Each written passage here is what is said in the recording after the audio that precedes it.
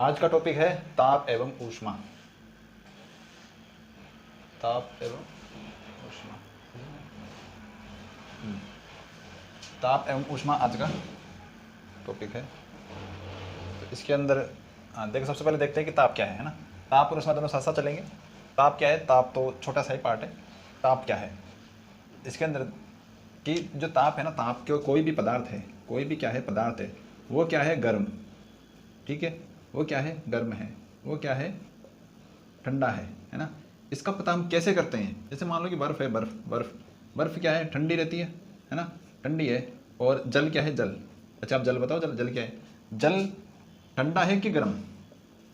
जल ठंडा है या गर्म? तो अपन इसका पता कैसे लगाएंगे? अगर बर्फ़ है, बर्फ़ तो बर्फ़ की तुलना में तो जल क्या है? ठंडा है। लेकिन मैं एक ले लूँ उबलता हुआ पानी, उबलते हुए पानी की तुलना में तो जल क्या है? अब जैसे चाय लेता हूँ, चाय है ना, चाय यहाँ पे मतलब चाय है, चाय की तुलना में तो जल है ना, जल सामान्य जल की बात कर रहे हैं अपन, जो पीने वाला जो होता है वो। तो चाय की तुलना में जल ठंडा है, लेकिन बर्फ़ की तुलना में जल क्या है? गर्म है। तो ये जो तुलनात्मक जो रूप है ना, वही क्या है अपना? वही क्या है? गर्म और ठंडा, है ना, वो होता है। तो वही क्या है? ताप, है ना। वही क्या है? वो ताप नहीं है। ताप तो क्या है? इसका मतलब मापन है ना। जैसे मान लो कि ये 0 डिग्री पे है, और चाय चाय मान लो कि चाय क्या है? 100 डिग्री पे है। चाय क्या है? 100 डिग्री पे है ना। तो यानी कि 0 डिग्री भी ताप है, ये भी तो ताप है, और ये भी ताप है। ठीक है, लेकिन अपन जो इसकी तुलना करेंगे ना, तुलना, तो तुलना से अपने को क्या पता चलेगा कि इसका ताप क्या है? ज़्यादा। इसका ताप क्या है? ज़्यादा। और इसका ताप क्या है? कम। तो ये तुलना से पता चलता है अपने को ना। तो यानी कि किसी चीज़ का जो ठंडा और जो गर्म है ना, वो अपने को किससे पता चलेगा? ताप से पता चलेगा, है ना। कि उसका ताप ज़्यादा है तो वो क्या है? गर्म होगी। उसका ताप कम है तो वो क्या होगी? ठंडी होगी। लेकिन अपन किसी भी चीज़ को, है ना, ठंडी या गर्म नहीं कह सकते, उसके ताप के आधार पर नहीं कह सकते, है ना। ताप ठंडा गर्म नहीं है। ताप है, ताप ठंडा गर्म नहीं है।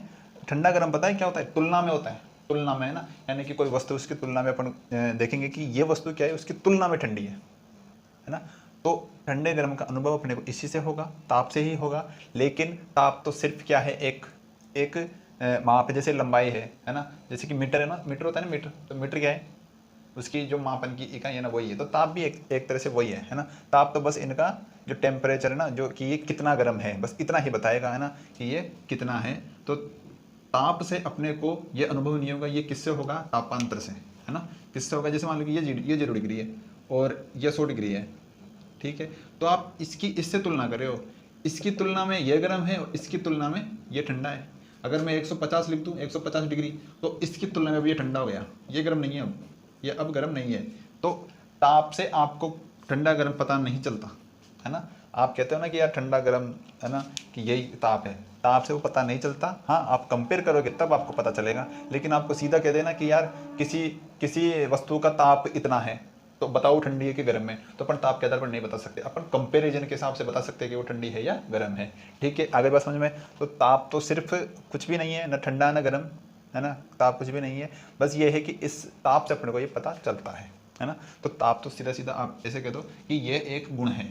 ये क्या है? कि एक वस्तु का गुण है जो अपने को ठंडा या गर्म अनुभव करवाएगा, है ना। आप सीधा सीधा ये कह सकते हो कि ताप क्या है? एक वस्तु का गुण है जो अपने को क्या करवाएगा? किसी वस्तु का ठंडा या गर्म का अनुभव करवाएगा, है ना। अपने को अनुभव से पता चलेगा। दो वस्तुओं को आप तुलना करके देखोगे ना, इसको टच किया, ये गर्म है, इसको टच किया ठंडी है, हाँ तो वाकई ये ठंडी है। ठीक है, ये हो गया। आगे बात समझ में। इसके बाद में अब जो ताप है ना, ताप की मात्रा को तय, ताप को मतलब किन किन में नापा जाता है? देखो, एक तो सेंटीग्रेड होता है ना, सेंटीग्रेड हो गया। एक होता है degree, degree centigrade, degree Fahrenheit. और एक होता है केल्विन, केल्विन डिग्री में नहीं आता, ये बात ध्यान में रखना।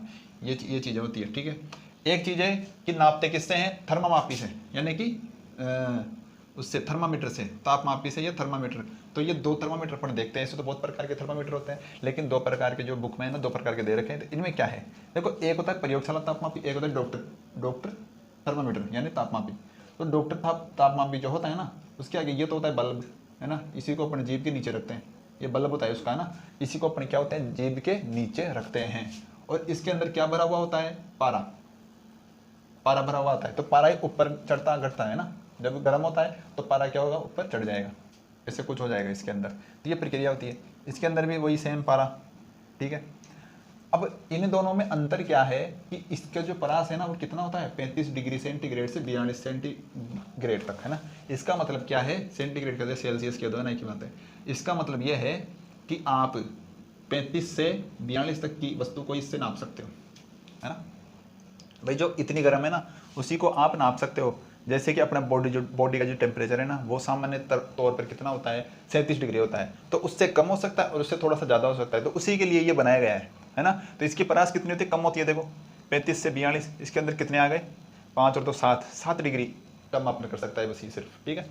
इसके बाद में प्रयोगशाला है। अब ये देखो प्रयोगशाला कितना, तो प्रयोगशाला में देखो बहुत से उपकरण होते हैं, है ना, बहुत से पदार्थ होंगे या उपकरण होंगे, तो उनको रसायन होंगे, तो उनको नापने के लिए इसके परास देखो कितनी है 10 से 110, यानी कि लगभग 120 हो गई, क्योंकि 0 से 110 तो 110 हो गया और -10 भी तो जोड़ोगे तो आप लगभग 120 डिग्री तक ये काउंट करने लगा, यानी कि -10 से 110। ये माइनस में भी जा सकता है और ये प्लस में भी है, और ये अपना प्लस प्लस में नापेगा सिर्फ, और वो भी 35 से 42, ठीक है। तो क्वेश्चन आ जाए कि जो डॉक्टर थर्मामीटर है ना, उसका पाठ्यांक कितना होता है, कितना तक होता है ना, अधिकतम, तो ये होता है 42, इसका न्यूनतम कितना होगा 35। परास पूछ ले 35 से 42, इसकी परास 10 से 110 हो जाएगी, ठीक है।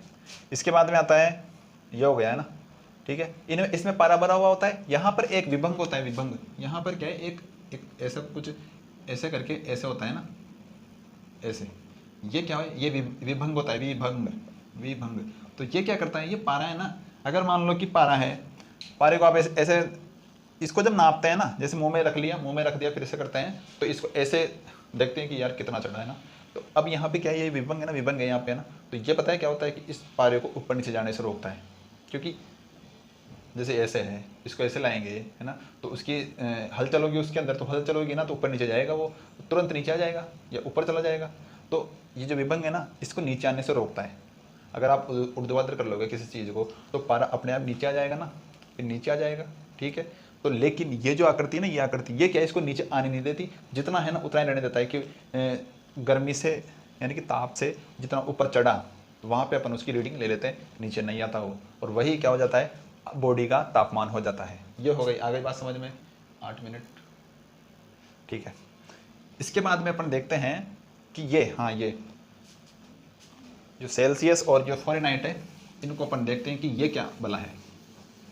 इसमें देखते हैं कि जो ये 0 सेंटीग्रेड है, एक है 0 नहीं डिग्री सेंटीग्रेड, और एक है डिग्री फ़ारेनहाइट, और एक होता है केल्विन। तो देखो जो बढ़िया जो मापने का वो है ना, ताप मापने का, वो क्या है, ये स्टैंडर्ड एक तरीके से केल्विन कह सकते हो। ये एसआई मात्रक भी होता है केल्विन। केल्विन क्या होता है, एसआई मात्रक, और जबकि ये जो होता है वो सीजीएस मात्रक होता है, वो है एसआई मात्रक का पढ़ना है ना, तो ज़्यादा बढ़िया तो इसी में रहता है, ठीक है। लेकिन अपन व्यवहारिक तौर पर ज़्यादातर इसी में नाप लेते हैं, बॉडी का हो गया, ये हो गया, लेकिन अपन किसी में भी नाप सकते हैं ना। ये एक चीज़ हो गई। इसको अपन देखते हैं, इसको कुछ ऐसे लिखता हूँ मैं ना, ये C/100, ठीक है। यहाँ पे लिखता हूँ मैं F-32/100, और यहाँ पे मैं लिखता हूँ, यहाँ पे आ जाएगा K-273/100, यहाँ पर 180 आएगा, यहाँ पर 100, ये बराबर है। तो ये एक इसका फॉर्मूला होता है। तो आप किसी से, ये संबंध हो गया, तीनों में संबंध ही है ना, तीनों में संबंध है, ठीक है। और आप इसको काट भी सकते हो, तो काटोगे ना तो ये आ जाएगा 5, और ये कितना आ जाएगा 9, और ये भी आ जाएगा 5 आ जाएगा, ऐसे कट कटा के जाएगा, ठीक है। अब इसमें पता है क्या है कि यहाँ पे 100 क्यों लिखा, और यहाँ पे 180 क्यों लिखा, और यहाँ पे 100 क्यों लिखा, क्योंकि यहाँ पर जो होता है ना, या ये पता है कि कहाँ से कहाँ तक होता है, ये इनका जो तापमान है ना वो जल के आधार पर लिया गया है, जल के बेसिस पर, कि जल का जो हिमांक है वो कितना है 0 डिग्री सेल्सियस, और जल का क्वथनांक क्या है 100 डिग्री सेल्सियस, इसलिए यहाँ पे आ गया 100, ठीक है। यहाँ पर अपन बात करें कि जल का जो फ़ारेनहाइट में हिमांक की बात करें, वो कितना हो जाएगा अपना, जल की जो फ़ारेनहाइट में बात करें वो कितना हो जाएगा अपना 32 हो जाएगा। 32 में अगर आप 180 ऐड करोगे कितना हो जाएगा, 32 में 180 ऐड करोगे तो 32 8 और 3 11 का 1 हासिल 1, और ये 212 आ जाएगा। तो 32 डिग्री तो क्या हो जाएगा हिमांक, और 2 से 12 डिग्री क्या हो जाएगा इसका क्वथनांक, यानी कि उबलने वाला, जहाँ पर ये उबलेगा ना तो वो 2 से 12 डिग्री फ़ारेनहाइट हो जाएगा, और ये 32 डिग्री फ़ारेनहाइट ये हो जाएगा। ठीक है, देखो ये 0 डिग्री और 32 फ़ारेनहाइट बराबर है, ये 100 डिग्री और 212 डिग्री बराबर है। यहाँ पे देखते हैं अपन, यहाँ पर क्या बना है, ये जो है ना इसमें क्या है कि 273 केल्विन के बराबर होता है 0 डिग्री सेल्सियस। 0 डिग्री सेल्सियस इसके बराबर होता है 273 डिग्री के, यानी कि जो जल जमेगा वो 273 केल्विन पे जम जाएगा और पिघलेगा, पिघलने का मतलब उबलेगा, उबलेगा कब 373 केल्विन पर, ये इसके अंदर है। तो इसके कितने भाग हो गए, देखो इसमें कितना प्लस हुआ 100, इसलिए 100 का भाग, इसमें कितना प्लस हुआ 180, इसलिए 180 का भाग, इसमें कितना प्लस हुआ 100, तो इसलिए 100 का भाग, ये आ गया इसके अंदर। ये समझने वाली चीज़ है। इसका मतलब ये है कि जो जल का आपको अगर पूछे कि इसका जो जमाव बिंदु है, जमाव बिंदु या हिमांक क्या है, तो आप क्या कहोगे 0 डिग्री सेल्सियस, ठीक है, 32 डिग्री फ़ारेनहाइट और 273 केल्विन, तीनों एक ही चीज़ है, तीनों क्या है एक ही चीज़ है। ये आ गई होगी समझ में ताप वाली चीज़। एक अपन करते हैं इनमें अब क्वेश्चन ऐसे ही आएगा, ज़्यादातर क्वेश्चन कहाँ से आएगा कि फ़ारेनहाइट को सेल्सियस बदलो, सेल्सियस को फ़ारेनहाइट बदलो, केल्विन बदलो, ऐसे क्वेश्चन आएंगे ना ज़्यादातर। ठीक है, तो अपने को एक चीज़ तो इसमें C और K में, सेल्सियस और केल्विन में ये संबंध ध्यान में रख लो आप, है ना, या फिर इसको इधर लिख दो C + 273 बराबर K, ये संबंध ध्यान में रख लो, इससे इजीली आराम से आपका काम हो जाएगा, है ना। सेल्सियस पूछे तो सेल्सियस निकाल दो, केल्विन पूछे तो केल्विन निकाल दो, ठीक है, ऐसे काम हो जाएगा आपका। और हाँ, एक सबसे मोस्ट क्वेश्चन क्या है कि जो शरीर का ताप है ना, शरीर का ताप, मानव शरीर का ताप कितना होता है, अपन मानते हैं लगभग 37 डिग्री सेल्सियस, यहाँ पे लगभग ही मान के चलेंगे अपन, ठीक है। अब सेंटीग्रेड में नहीं दे, सेल्सियस में नहीं दे, तो आपको क्या किस में देगा वो, फ़ारेनहाइट में देगा, किस में देगा फ़ारेनहाइट में, यानी कि 98.6 डिग्री फ़ारेनहाइट, ठीक है। अब वो आपको केल्विन में भी दे सकता है, तो केल्विन में कितना आ जाएगा आपका 310 केल्विन, 310 केल्विन, ठीक है। तो तीनों में से कोई सा भी दे दे। अब सामान्यतः लोग ये रट के चले जाते हैं 37 डिग्री सेल्सियस, लेकिन ये भी पता होना चाहिए, और ये तो खासकर पता ही होना चाहिए 310 केल्विन, क्योंकि ये भी सबको पता होता है, लेकिन ये जल्दी से पता नहीं होता। तो अगर ये पता भी नहीं है ना अपने को, अगर ये पता भी नहीं है तो इसमें रख लो, देखो 37 डिग्री सेल्सियस है, यहाँ पे 37 रखो, सी की जगह 37 रखा, प्लस 273 बराबर के, 7 और 3 10 की 0 हासिल 1, 7 और 3 10 और 1 11 का 1 हासिल 1, 310 आ गया, बस खत्म। तो यहाँ से भी आप निकाल सकते हो, और डायरेक्ट याद रख लो तो बेहतर है और भी, ठीक है। तो शरीर का ताप 3 ध्यान रखना, 37 डिग्री सेल्सियस सेंटीग्रेड में पूछे तो, फ़ारेनहाइट में पूछे तो ये आपको पता रखना है ना, और केल्विन में पूछे तो 310 केल्विन करना है आपको। ओके, ठीक है, ठीक है, ये हो गया ना।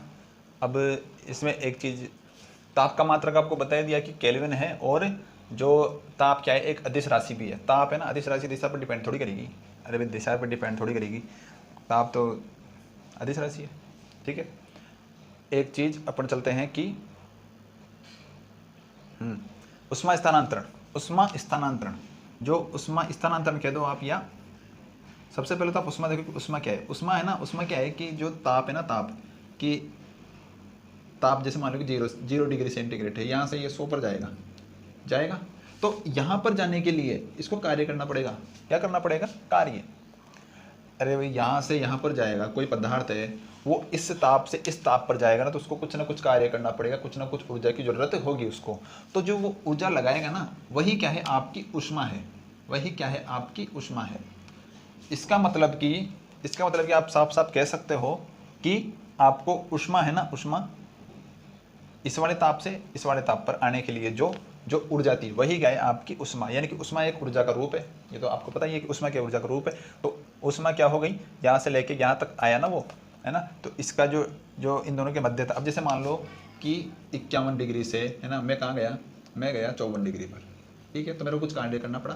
तो अब गैप कितना का भाई, मैंने कितना क्रॉस किया इसको? 3 डिग्री ऐड किया इसके अंदर। तो 3 डिग्री के लिए मेरे को कितनी ऊर्जा की आवश्यकता होगी? 3 डिग्री तापमान बढ़ा ना, तो उसके लिए मेरे को कितनी ऊर्जा की आवश्यकता होगी? वही क्या होगी? मेरी ऊष्मा होगी। ठीक है, आ गई बात समझ में? है ना। और पदार्थ की मात्रा पर भी डिपेंड करेगा। अब ऐसे तो है नहीं कि 3 डिग्री, जैसे अब जैसे मान लो कि 1 लीटर को आप 3 डिग्री बढ़ाओ तो उसके लिए आपको कुछ ऊर्जा की आवश्यकता होगी। लेकिन अगर कह दूँ कि 10 लीटर पानी है उसको 3 डिग्री बढ़ाओ तो उसके लिए आपको ज़्यादा ऊष्मा की जरूरत पड़ेगी। तो वो पदार्थ पर भी डिपेंड करेगा, ठीक है। और जो ऊष्मा की जो ऊष्मा का क्या होता है, ये होता है एम एस डेल टी, ये इसका सूत्र होता है ना। एम यहाँ पे द्रव्यमान है, डेल्टा टी क्या है, ये अंतर, ये जो अंतर है ना यहाँ से लेके यहाँ तक बढ़ा, इसका अंतर कितना आ गया 3, तो डेल्टा की जगह 3 आ जाएगा। विशिष्ट ऊष्मा होती है जो प्रत्येक पदार्थ की विशिष्ट ऊष्मा क्या होती है, फिक्स होती है। ये एक विशिष्ट ऊष्मा होती है ना, विशिष्ट ऊष्मा है ये, तो ये प्रत्येक पदार्थ के लिए होती है, ठीक है। और विशिष्ट ऊष्मा यहाँ से निकल के आ सकती है, इसी का से विशिष्ट ऊष्मा का सूत्र भी निकल जाएगा। एस बराबर क्या हो जाएगा, क्यू बटा एम और डेल्टा टी, इसके नीचे आ जाएगा ये। इसका सूत्र यहाँ से निकला कर में आ सकता है क्यू बटा एम डेल टी, ठीक है। ये विशिष्ट ऊष्मा हो गई। विशिष्ट ऊष्मा पूछे तो ये, और अगर नॉर्मल ऊष्मा पूछे तो ये हो जाएगा। एक और चीज़ आपको ध्यान में रखनी है, ऊष्मा का जो मात्रक होता है वो क्या होता है, जूल होता है, जूल होता है। और ये तो होता है एसआई। सीजीएस मात्रक इसका क्या होता है, कैलोरी होता है, कैलोरी, ठीक है। इसका होता है सीजीएस मात्रक, ठीक है। इसको कैलोरी का व्यवहारिक मात्रक भी बोल सकते हो, क्योंकि ज़्यादातर अपन जो कैलोरी जूल ऊर्जा जो होती है ना, ऊर्जा उसको अपन कैलोरी में ही यूज करते हैं ना, इसलिए व्यवहारिक मात्रक इसका ये हो जाएगा। और इनमें एक संबंध होता है कि एक जो कैलोरी होती है, एक कैलोरी बराबर होती है 4.2 जूल, लगभग 4.2 जूल। यहाँ पे लगभग का साइन है ना, लगभग कर दो या बराबर कर दो, एक ही बात है, 4.2 जूल। ये एक संबंध होता है इन दोनों में। आ गई बात समझ में। तो अपन किस पे चल रहे थे, उस पे ऊष्मा संचरण पे है ना, ऊष्मा संचरण पे चल रहे थे। तो ऊष्मा संचरण देख लेते हैं, वो थोड़ा सा अच्छा टॉपिक है। संचरण या फिर स्थानांतरण कह दो आप, है ना। स्थानांतरण का मतलब क्या है कि ऊष्मा क्या होती है ना, ऊष्मा क्या होती है, एक पदार्थ से दूसरे पदार्थ में जाती है। और आपको ये बखूबी पता है कि ऊष्मा कहाँ संचरण करती है, उच्च ताप से निम्न ताप की ओर ऊष्मा क्या करती है, संचरण करती है। जो ऊष्मा होती है ना वो उच्च ताप से निम्न ताप की ओर संचरण करती है, ठीक है। तो अब संचरण की जो विधियां है ना वो पदार्थ के आधार पर है, जैसे कि ठोस है, ठीक है।